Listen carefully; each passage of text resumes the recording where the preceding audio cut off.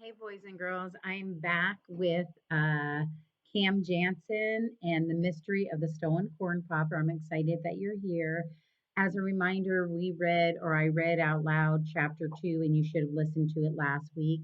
Today, I'm going to continue with chapter 3.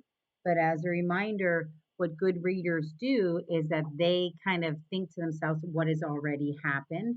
So I know in the first two chapters, a gentleman's shopping bag had gone stolen or it went missing, had a corn popper in it to make air popped popcorn.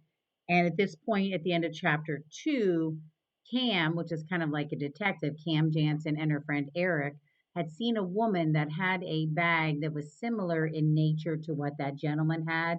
And they thought maybe perhaps she had stolen the corn popper. So, without further ado, which means without waiting any longer, I'm going to read chapter 3, which is simply just entitled Chapter 3.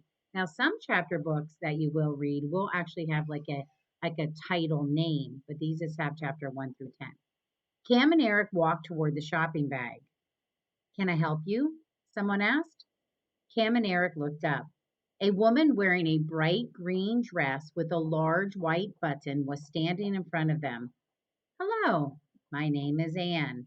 I'm a Binky's helper, was printed on the button. We don't need any help, Cam told Anne. Cam and Eric started to walk toward the shopping bag again. We have some charming rattles, Anne said. They make wonderful gifts, and we have some very pretty diaper sets. No, thank you. We don't need any help, Cam said. Maybe you'd like to buy the baby a stuffed animal. We have giant, teddy bears, giraffes. See how I self correct it?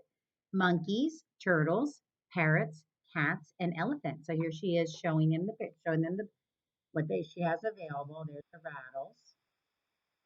And remember, as a reader, you are trying to definitely focus on visualizing, putting that picture in your mind because there are not a lot of pictures in a chapter book.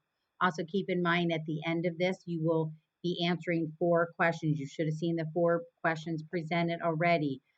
Unlike the last time, I'm not going to kind of stop and let you know that this is where the answer might be. You have to know the questions in advance, what you're going to have to answer, and then you can stop the video or pause the video and then kind of jot down your answer. I'll look at the stuffed animals, Eric told Anne. And I'll look at the baby dresses, Cam said. Eric walked with Anne to the stuffed animal display. She showed him a large pink elephant wearing blue overalls and a green monkey in a bathing suit. Do you hear all those details? So, you as a writer should remember that when you are writing your own stories, you need to fill it with details so that your reader has very little questions in their mind.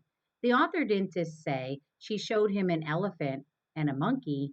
She said she showed him a large pink elephant wearing blue overalls and a green monkey in a bathing suit.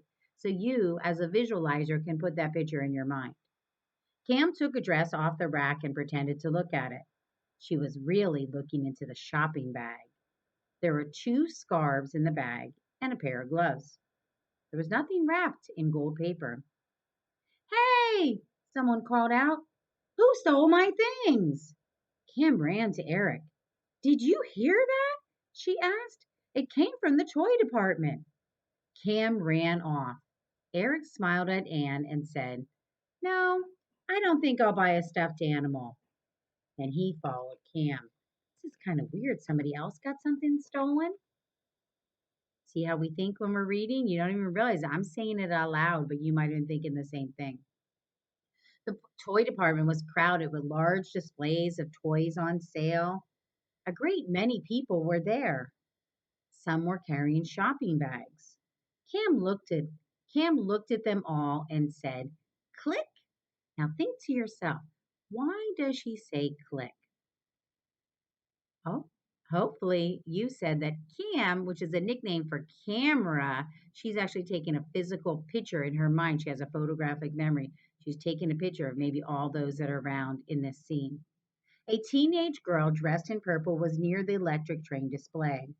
A long toy train was riding in a circle through the display, and each time before the train went through the tunnel, the whistle sounded. The girl dressed in purple was walking in circles too, and she was talking very fast. Someone took my shopping bag. Someone took my shopping bag. I know someone took it. It was right here. There was a puzzle book in that bag and some records. And I paid for all of it with my own money. I did babysitting so I could buy those things. I want them back. Toot, toot! The train whistle sounded. I called for one of the guards, a Binky's helper told the girl. You tell him that I want my things back, the girl said. You just tell him. And as a reader, you're probably thinking she sounds really frustrated, as you would be as well if someone took something of yours. A few of the people standing nearby were waiting to see what would happen. Others walked away. There she is. Now, although this isn't black and white, I can infer that that's her, only because she has kind of like that look on her face, like, where is it? And also scratching her head, wondering.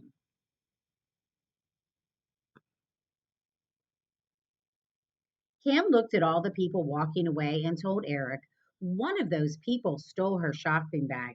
I'm sure of it. I just don't know which one. Toot, toot. A Binky's guard rushed past Cam and Eric. She asked the girl some questions.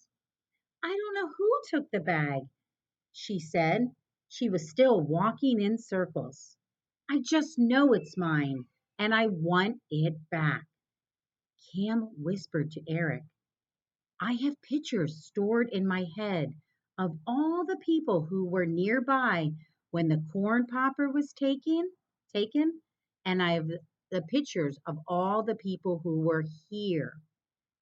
So, well, whoever stole the girl's bag probably took the other one too. And I think I can find out who it was. I just have to look back at my pictures to see who was in both places. Then do it, Eric said.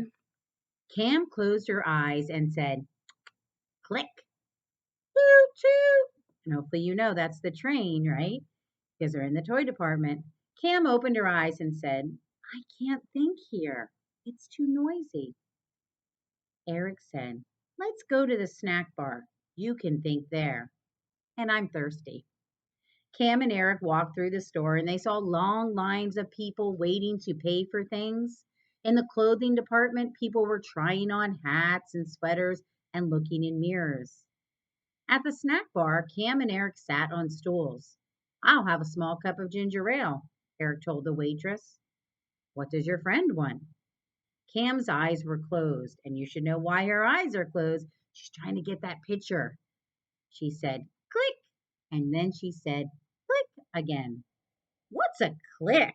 The waitress asked. I know if I was the waitress, I would certainly wonder what she's doing as well. I don't think we have that kind of soda.